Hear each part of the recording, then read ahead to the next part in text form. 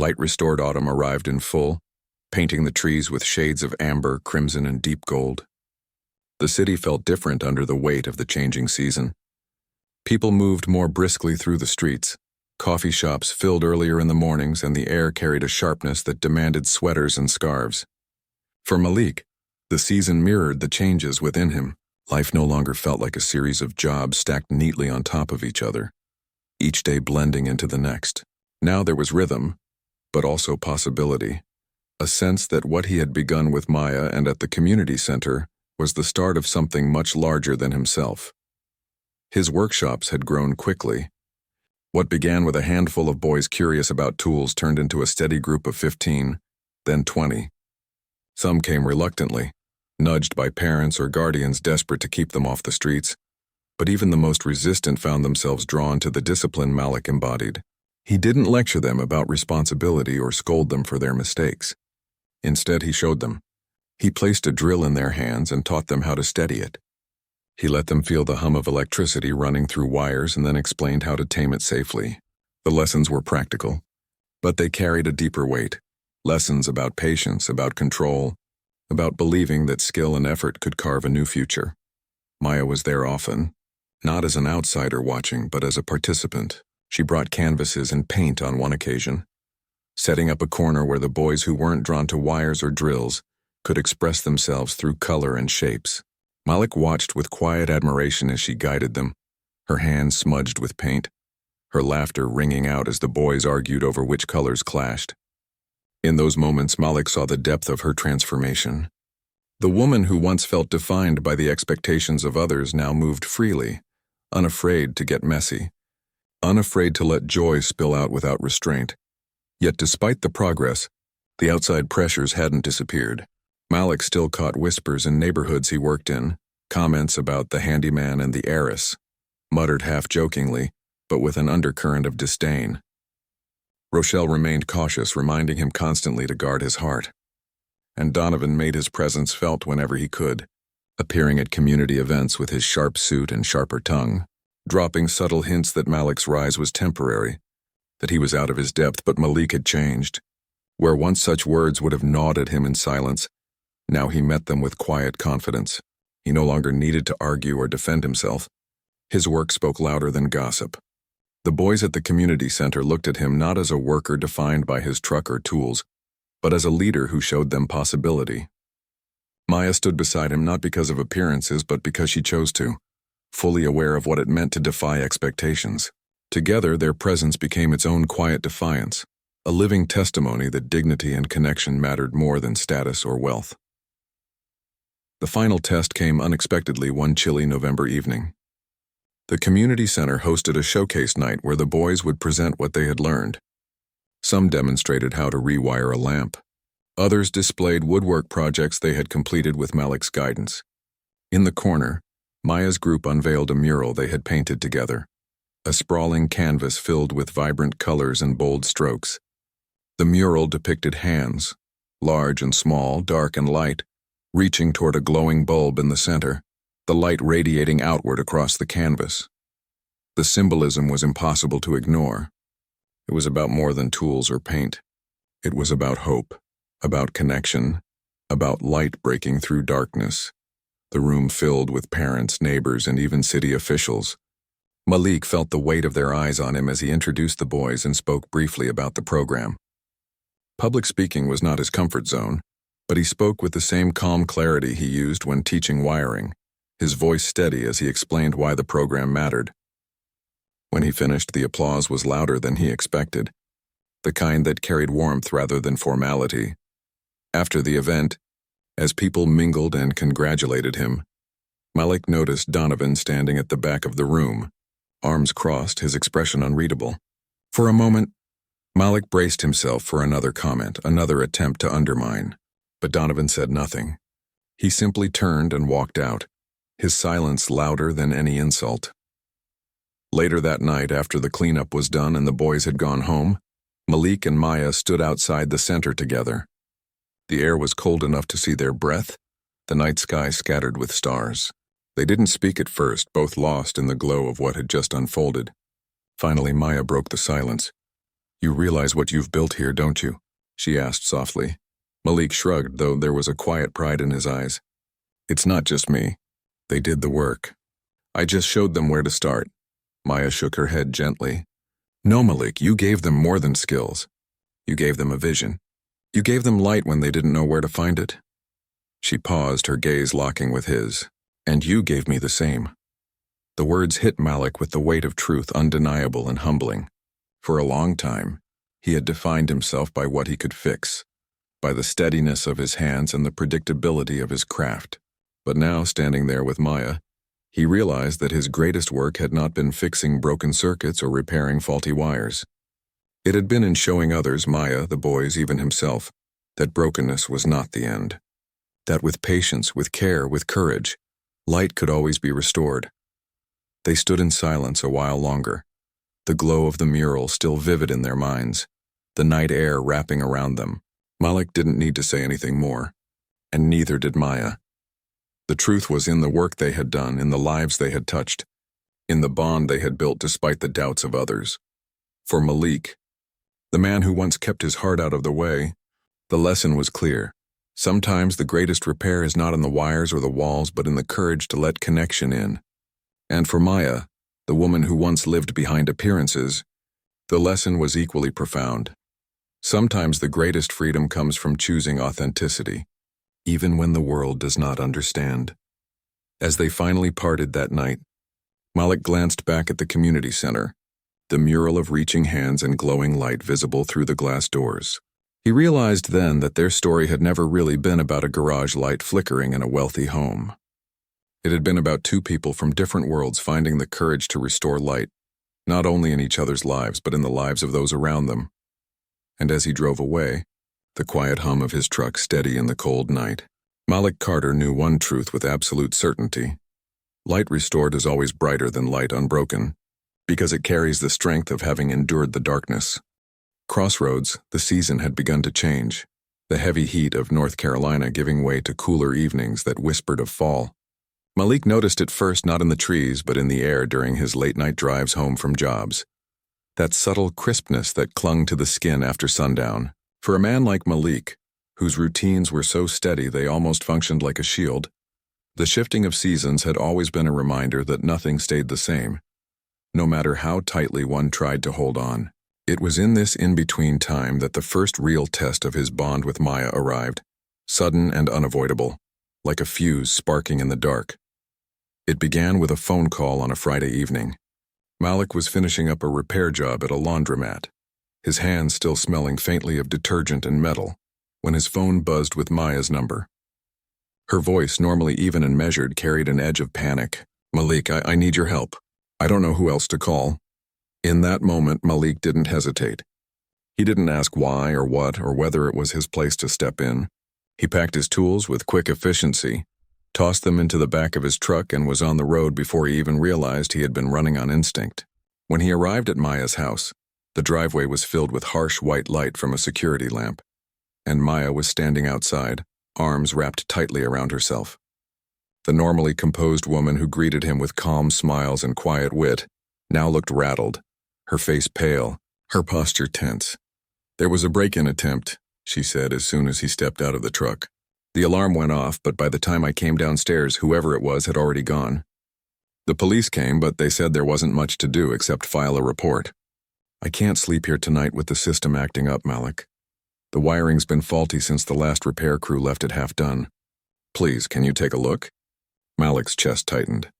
He had always been the man who fixed things, lights, wires, broken outlets, but this was different. This was not about loose connections or outdated panels. This was about safety, about the fragile barrier between Maya's vulnerability and the world outside. Without a word, he grabbed his kit and followed her inside. The echo of their footsteps in the spacious, too quiet house a stark reminder of how empty it truly was when stripped of pretense. Hours passed as Malik worked, tracing faulty wiring, recalibrating the alarm system, and reinforcing connections that had been left dangerously exposed. Maya stayed nearby, her presence hovering just at the edge of the room, silent but steady, as if she needed to see the repairs with her own eyes to believe that order could be restored. When Malik finally stepped back, Sweat dampening his shirt, the panel lights glowed green.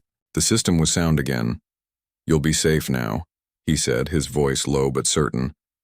Maya exhaled a long, shuddering breath, the tension in her shoulders loosening slightly.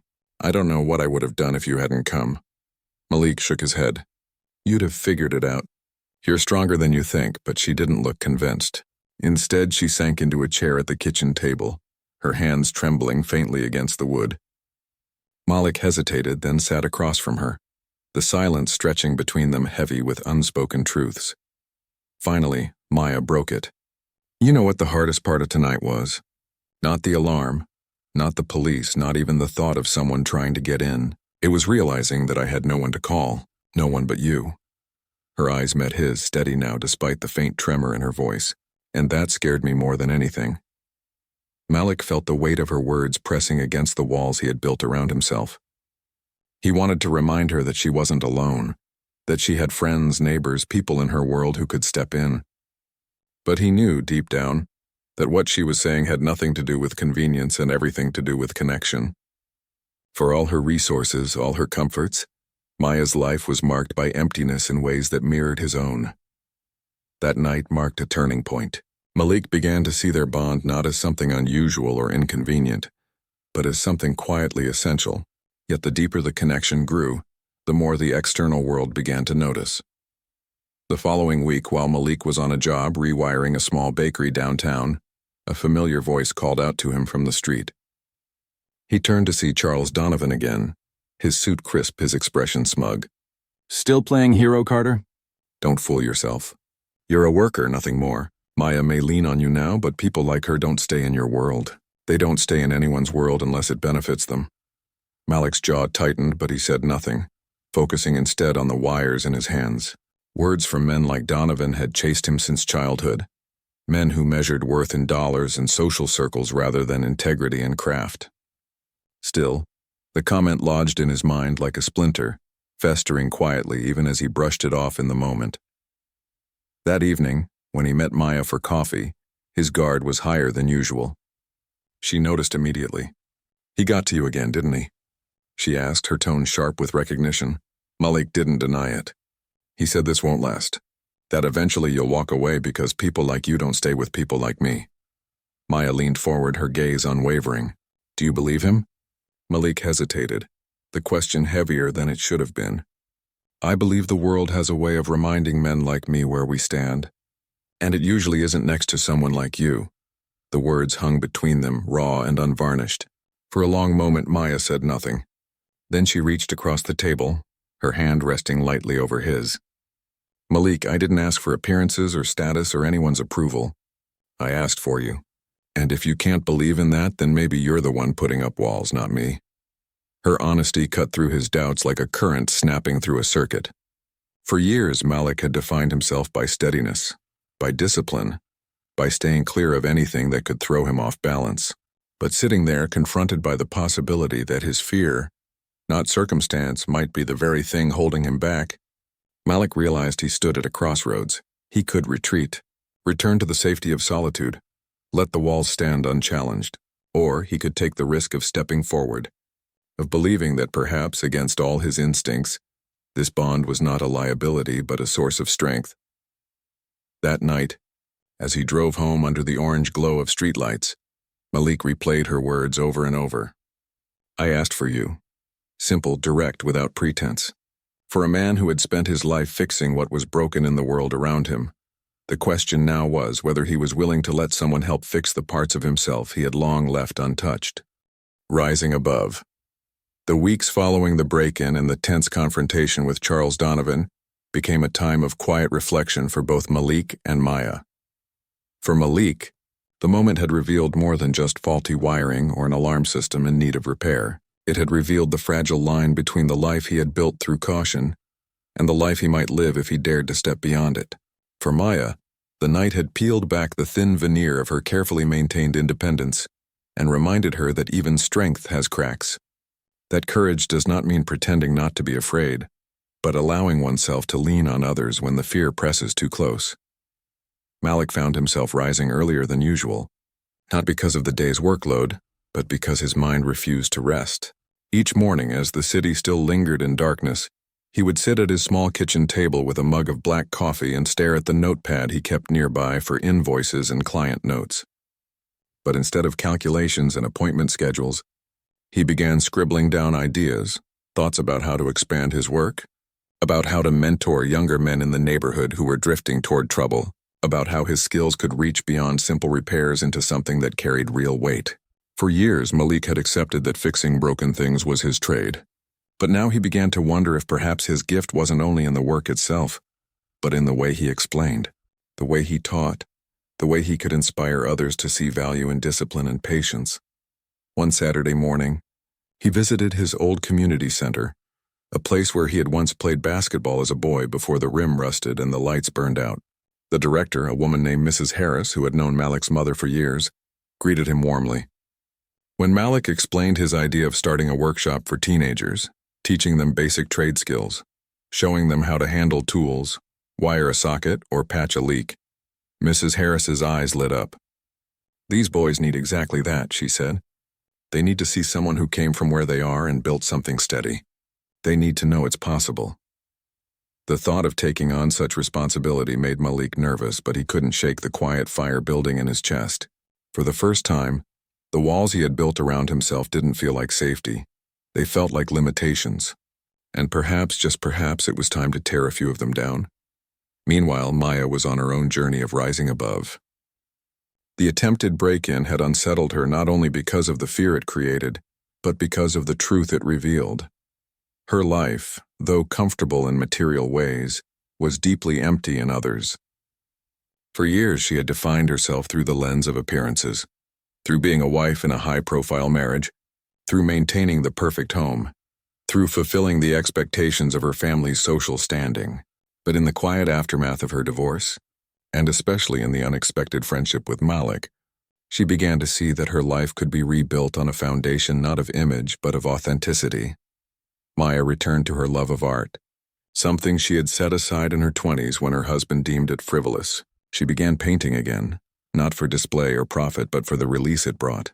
She joined a small group at a local studio, where strangers became companions not because of who they were married to or what cars they drove, but because they shared the same hunger to create. Slowly, Maya rediscovered parts of herself she had buried under years of trying to fit a mold. Their paths of growth, though separate, began to intersect in ways neither expected. When Malik held his first workshop at the community center, Maya showed up unannounced, carrying boxes of snacks and bottled water for the teenagers. The boys, skeptical at first, warmed quickly to the idea of learning how to handle drills and screwdrivers. Malik's patience and steady instructions captivated them in a way textbooks never could. Watching him explain the importance of tightening a bolt properly or checking for live wires before touching anything, Maya felt something stir in her chest.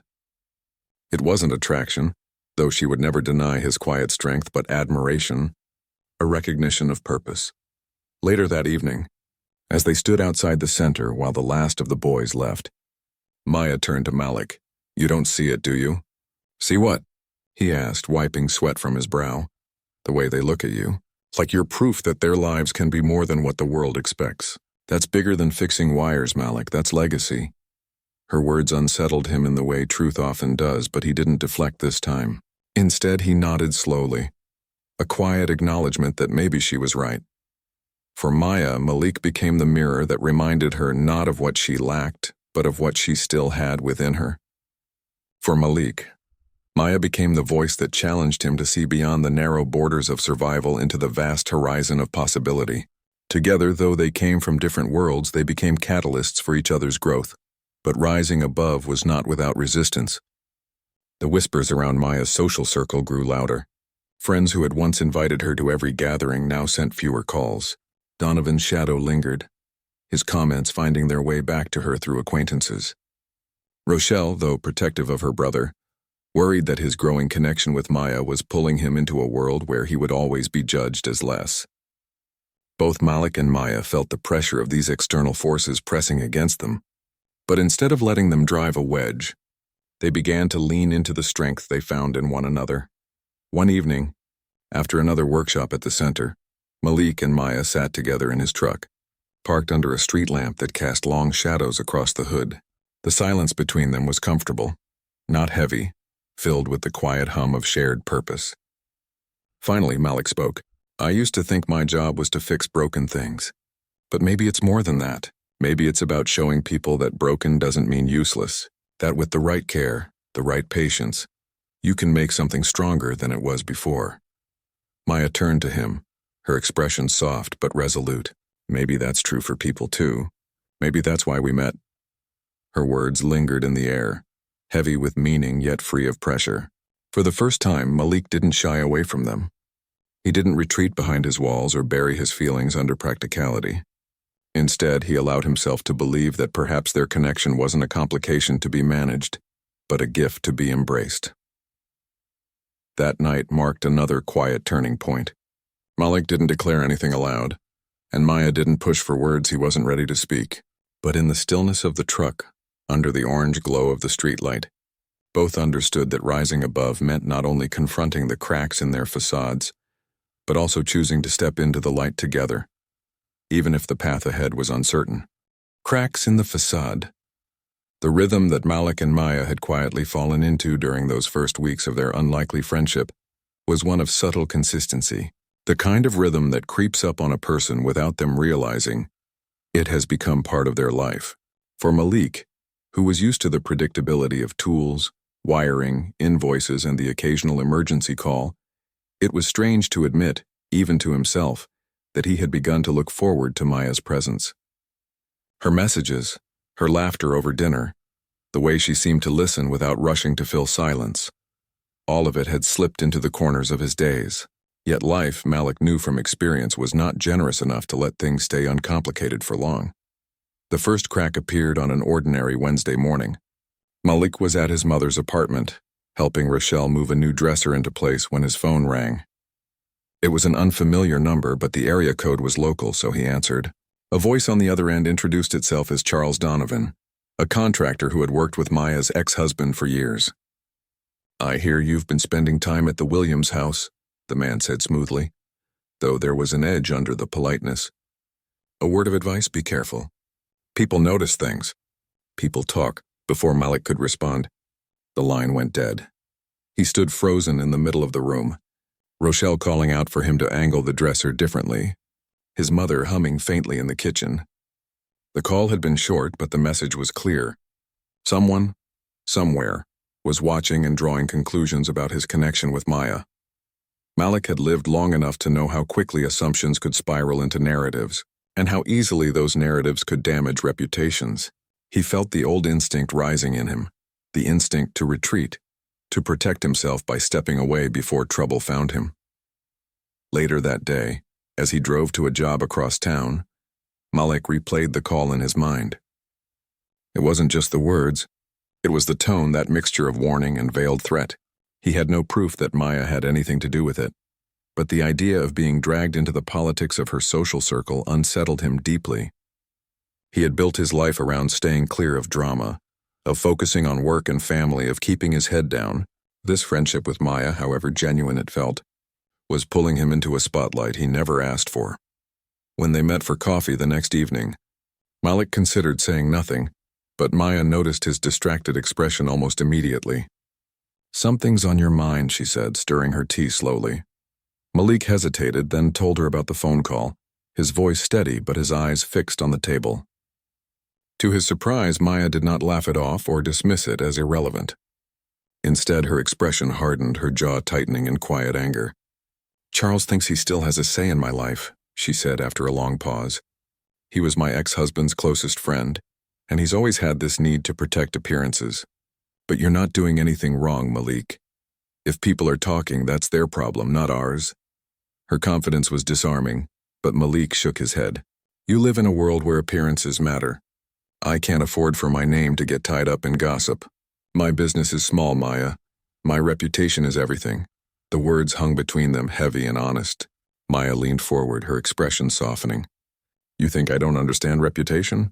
I spent years pretending everything was perfect so no one would know the truth about my marriage. I let their whispers control me once, Malik. I won't let it happen again, and I won't let them dictate what kind of friendship I'm allowed to have. Her conviction was powerful, but it didn't erase Malik's unease. He left the cafe that night with conflicting emotions. On one hand, he admired Maya's strength, her refusal to bow to pressure. On the other hand, he could not shake the gnawing fear that his connection to her could become a liability. The second crack came a week later, this time from Malik's own family. Rochelle confronted him one evening while they were stacking groceries in their mother's kitchen. "You've been distracted lately," she said plainly, her eyes narrowing. "And don't try to deny it. You've always been steady, Malik. You don't get distracted. What's going on?" Malik considered brushing it off, but Rochelle had always been able to read him. "I've been spending some time with someone," he admitted. Her eyebrows rose. "Someone as in a woman?" He nodded once. "A client. Well, former client. Her name's Maya." Rochelle froze, the cereal box in her hands halfway to the shelf. "Wait, Maya Williams? The one with the mansion and the family money? Malik, are you serious?" "It's not like that," Malik said firmly. "We're just friends," but Rochelle shook her head. "People like her don't just become friends with people like us. You think she really understands what it's like to live the way we do? You think she knows what it means to stretch a paycheck until it breaks? Be careful, Malik. I don't want to see you get used or worse, hurt." Her words stung not because they were harsh, but because they echoed Malik's own private doubts. He didn't argue with her, though. He simply finished stacking the groceries in silence, his mind heavy with the weight of conflicting loyalties. In the days that followed, Malik found himself withdrawing slightly. Not from work, he never let that slip, but from the quiet rhythm he and Maya had built. He responded to her texts more slowly, declined invitations with the excuse of long hours, and kept their conversations shorter. Maya noticed, of course. One evening after he brushed off her offer to meet for dinner, she sent a simple message. "If I've crossed a line, tell me. Don't disappear." Malik stared at the screen for a long time before replying. "You haven't. I just need to think." That weekend, he worked a long job at a small church on the edge of town, replacing the outdated electrical panel that had been sparking dangerously for weeks. The pastor, an older man with a gentle voice, thanked Malik repeatedly, calling him a blessing to the community. As Malik packed his tools, the pastor placed a hand on his shoulder and said quietly, "Sometimes, son, the things that scare us most are the very things meant to grow us. Don't let fear keep you from what's good." The words struck deep, echoing long after Malik left the church. He knew the pastor had no idea about his personal life, yet somehow the advice felt tailored to him. Maybe the cracks that had begun to show weren't signs of something breaking apart, but signs that something new was pushing to be built. That night, Malik sat in his truck outside his apartment, the glow of the streetlight spilling across the dashboard. He thought about Maya's steadiness, Rochelle's warnings, Charles Donovan's veiled threat, and the pastor's gentle reminder. For the first time, he realized that the question was no longer whether Maya belonged in his life.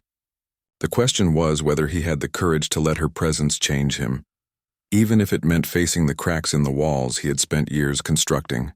Unlikely friendship.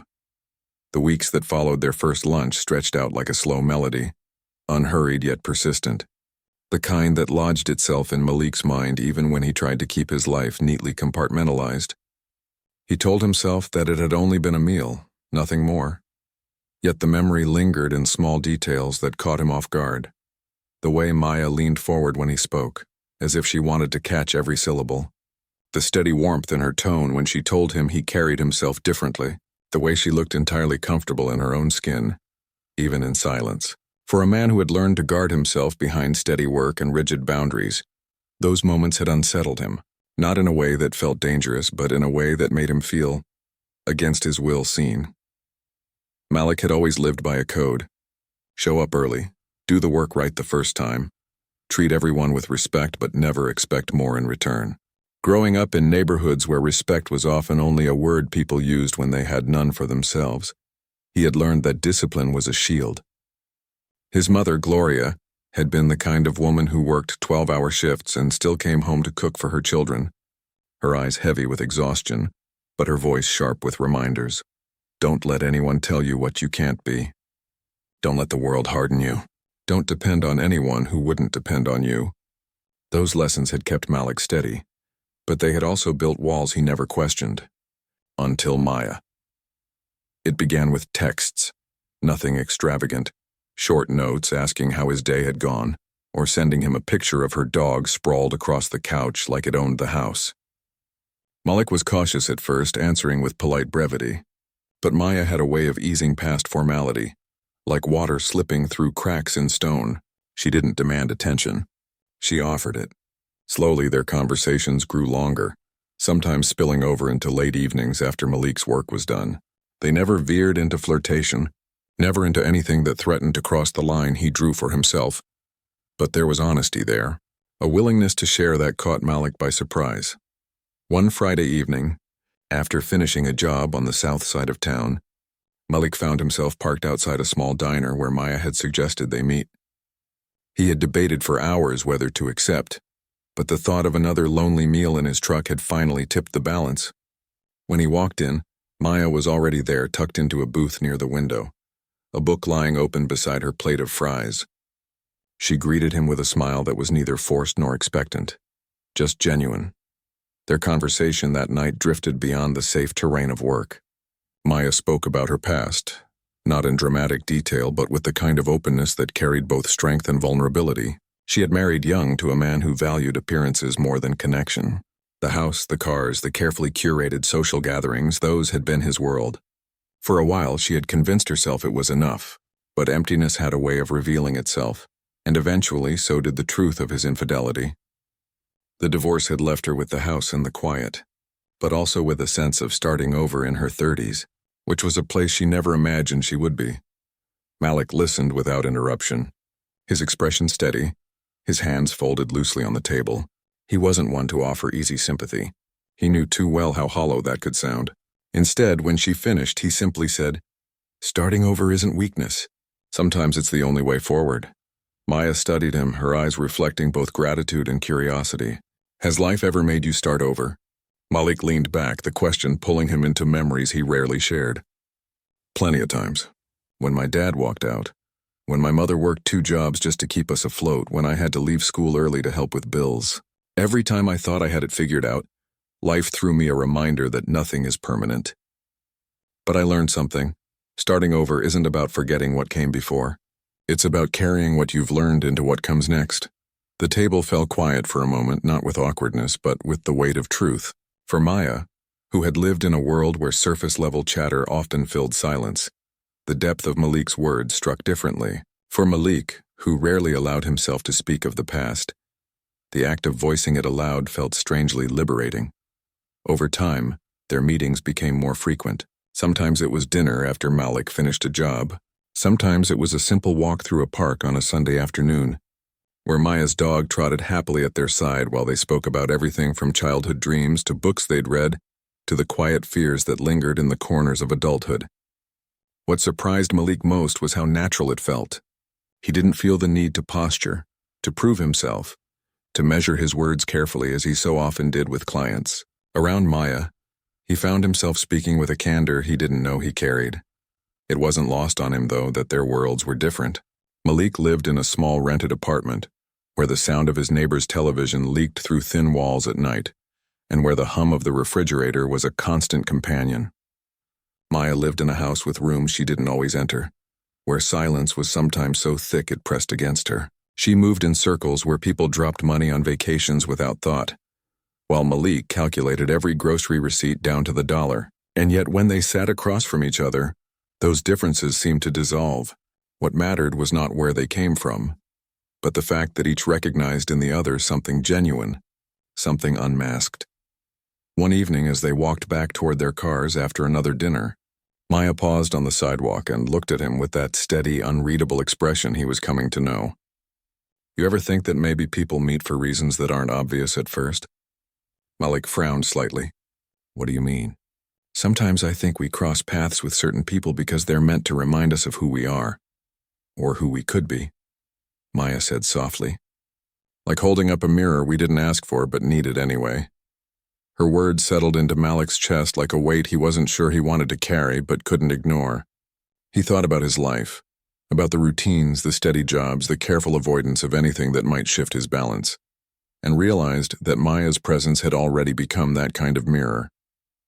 Not because she demanded change, but because she reflected back to him a version of himself he hadn't dared to consider. That night, long after he returned to his apartment, Malik lay awake staring at the ceiling. He thought about the path he had walked so far, the sacrifices, the responsibilities, the quiet pride of steady work, and he thought about Maya's words, about the possibility that his life, carefully structured as it was, might not be the whole story. For the first time in years, Malik wondered not just about what he had built, but about what might still be waiting to be built. Lunch invitations. Malik woke up the next morning earlier than usual, his alarm clock still glowing faintly on the nightstand.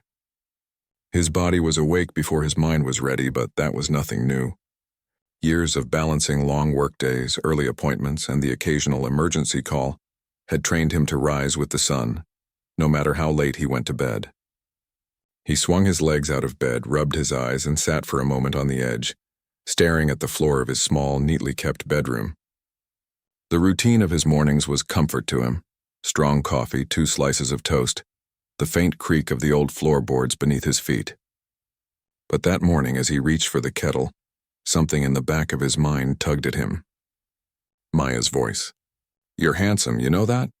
Followed by the quiet persistence of the message on his phone. "This is Maya, in case you change your mind." He had deleted it before going to bed, telling himself it wasn't professional to keep it, but the words lingered anyway. They weren't words he had been trained to expect, and for that very reason, they stuck. Driving across Charlotte in his old truck that morning, Malik reminded himself of the discipline he had lived by since his teenage years. Work was work. Keep things clean, keep things separate. The neighborhoods he drove into each day were worlds apart from the one he went home to at night. He had made peace with that division, even found pride in it, because the work was steady and honest, and because he could go to bed each night knowing he had earned the day. Yet he couldn't quite silence the curiosity, the subtle unease that had crept in after his encounter at the Williams house. It wasn't just that she had spoken to him differently. It was the way she looked at him, as if she wasn't watching the work he did but the person behind it. Later that afternoon, after finishing up a wiring replacement at a modest duplex, Malik parked under the shade of a tall oak tree and opened his lunch cooler. It was the same as always: a ham sandwich wrapped in wax paper, an apple, and a bottle of water. He ate with the same quiet efficiency that he worked with, glancing occasionally at the kids across the street, playing basketball in a cracked driveway. Their laughter echoed faintly, and for a moment Malik remembered being that age, playing ball until his fingers blistered, until his mother called him in for dinner. He had been quick on his feet then, lean and restless, before responsibility slowed him down and redirected his energy into fixing things others had given up on. His phone buzzed on the seat beside him. A new message, this time from his sister Rochelle, reminding him that she'd be bringing their mother to the doctor's office tomorrow. Malik responded quickly, "Thanks, I'll cover the bill. Text me the time." He was about to lock the phone when he noticed another unread message. Same number. "Maya." He hadn't blocked her. "Still owe you that lunch. Don't make me eat alone." He exhaled through his nose, pressing the back of his head against the worn headrest. She was persistent, but not in a way that felt desperate or pushy. It was as though she had simply decided that his company was worth asking for, and that she was comfortable with the possibility of his refusal. That kind of quiet confidence unsettled him more than he cared to admit.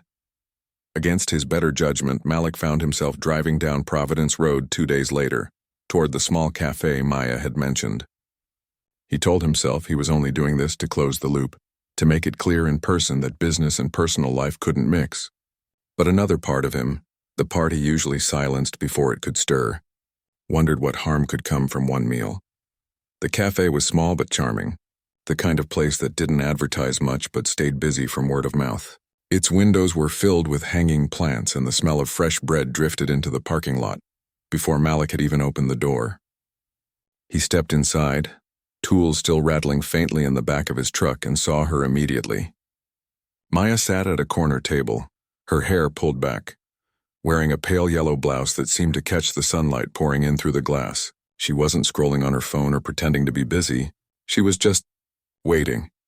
"You came," she said simply when he approached. Malik nodded once. "Didn't want you to think I was rude."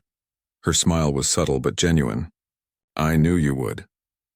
They ordered quickly, her smoked turkey club, his grilled chicken sandwich, and the conversation began with small things. She asked about his work, about the neighborhoods he covered, about whether he preferred fixing new homes or older ones. Malik explained in his straightforward way, describing the quirks of old wiring, the stubbornness of faulty breakers, the satisfaction of solving a problem no one else could figure out. He didn't embellish or dramatize, but Maya listened as though every word mattered. Halfway through the meal, she leaned back, studying him with the same thoughtful expression he remembered from the garage. "You ever think about doing something bigger? Like running a full company, hiring people, building it out?" Malik chewed slowly, considering. "I've thought about it. But bigger means more risk, more paperwork, more overhead. I like knowing the work I do with my own hands is done right. When you're too big, you start cutting corners." "But you'd be good at leading," Maya pressed. "The way you explained that wiring, clear, patient, like you were teaching instead of just fixing. Not everyone has that." Her words hit a part of Malik he rarely acknowledged. Leadership. Potential. Those were terms reserved for people with resources, with degrees, with safety nets. He had always defined his worth by his reliability, not by ambition. And yet, hearing it spoken so plainly, he wondered if maybe he had settled too comfortably into the walls he built for himself. When the meal was finished, Maya insisted on paying despite Malik's quiet protest. She stood, smoothing the fabric of her blouse, and looked him in the eye. "I meant what I said. You carry yourself differently. That's rare." Malik could only nod, unsure of what to do with the weight of her words. He walked her to her car, then returned to his truck, sitting for a long moment before starting the engine. It wasn't the food, though it had been good. It wasn't even the conversation, though it had been easy. It was the shift he felt inside himself, the realization that someone had looked past his role, past the label of handyman, and seen something larger, something he wasn't sure he was ready to face. As he drove away, Malik thought about how some connections were like light switches. Flick them on, and the room changed instantly. But others were like rewiring an old house. Slow, deliberate, requiring patience and care, but capable of carrying power you didn't know was there. For the first time in a long time, Malik wasn't entirely sure which kind of change this was. Sparks in the shadows. The screwdriver slipped once, grazing the brass screw before Malik steadied his grip and adjusted the angle.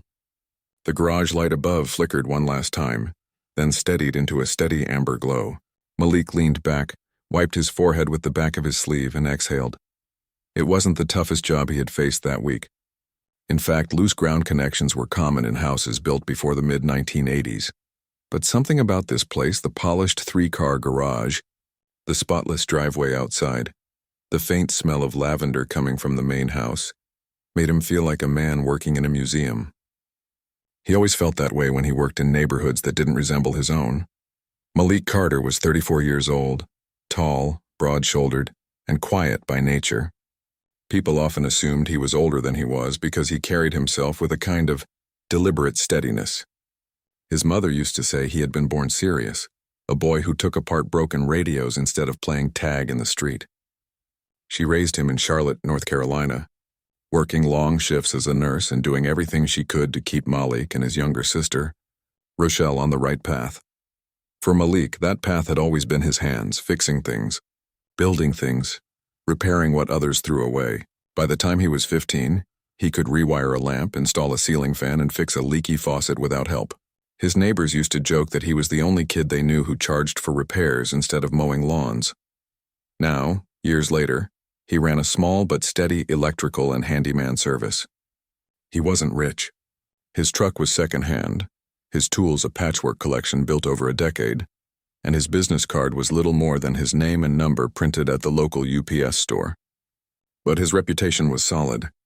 People trusted Malik because he was careful, honest, and never left a job half-finished. That was why he had been called to the Williams residence, a sprawling home tucked behind a gate, with a front lawn so green it seemed almost artificial. He had been told the garage light kept flickering, and Mrs. Williams, recently divorced, didn't trust the electricians who had installed the system years earlier. Malik wasn't sure what to expect. Usually, wealthy clients barely acknowledged him once the job was done. They signed the check, offered a polite thank you, and retreated to their world of wine cellars and garden parties. But today was different. You're handsome, you know that? The words landed in the silence like a dropped wrench. Malik froze, the flathead screwdriver still in his grip. Slowly he turned. Standing in the doorway was Maya Williams, barefoot, leaning against the frame. She wore a simple blue dress, nothing extravagant, but the way it caught the light made her presence impossible to ignore. Her arms were crossed loosely, and her face carried a calm expression, serious, observant, and yet softened by something Malik couldn't quite name. He blinked, unsure if he had heard correctly. Compliments weren't unusual. Some clients tried to be charming or overly friendly, but this was different. Her tone wasn't playful, wasn't suggestive. It sounded like she was stating a fact. Thanks, Malik said carefully. His voice betrayed the surprise he tried to suppress. He set the screwdriver down and straightened, explaining the repair automatically, his professionalism rising like a shield. It was just a loose ground connection. Old wiring. I replaced the terminal and added a surge stabilizer. You shouldn't see any more flickering. Maya nodded slowly, her gaze steady on him. That's good. The silence stretched. Malik began coiling the old wiring into a bag, focusing on the small motions of his hands, until her voice drew him back again. You always explain things like that. Calm, professional, like you've been doing it forever. He glanced at her, wary of where this conversation was going. Clarity matters, he said finally, especially when it's someone else's home. That earned him a faint smile. Not the kind that demanded attention, but one that acknowledged something quietly.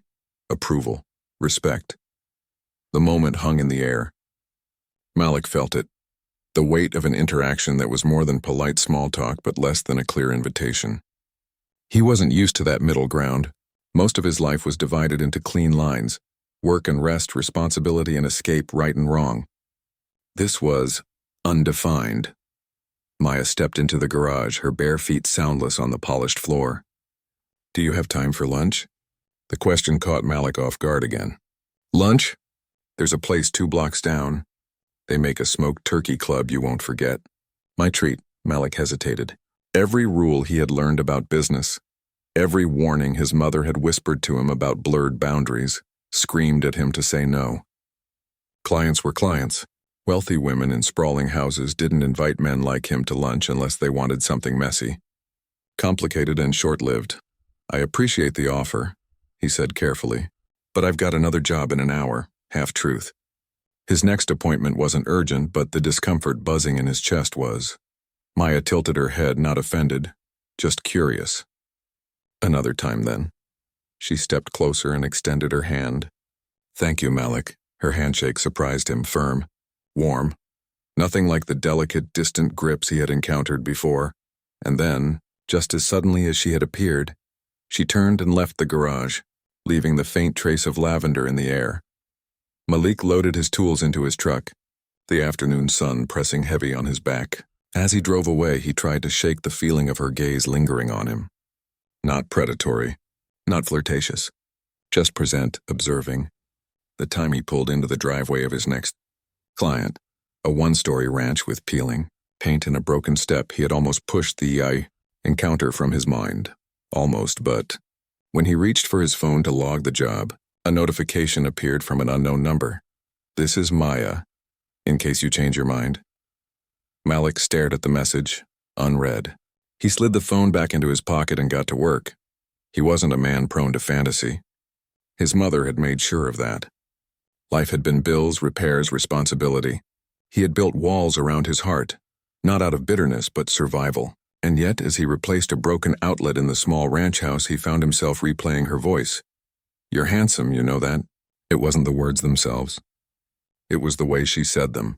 Clear, honest, without expectation.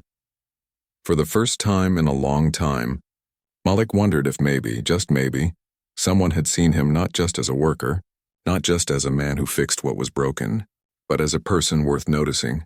And that thought, small as it was, stayed with him long after the job was done.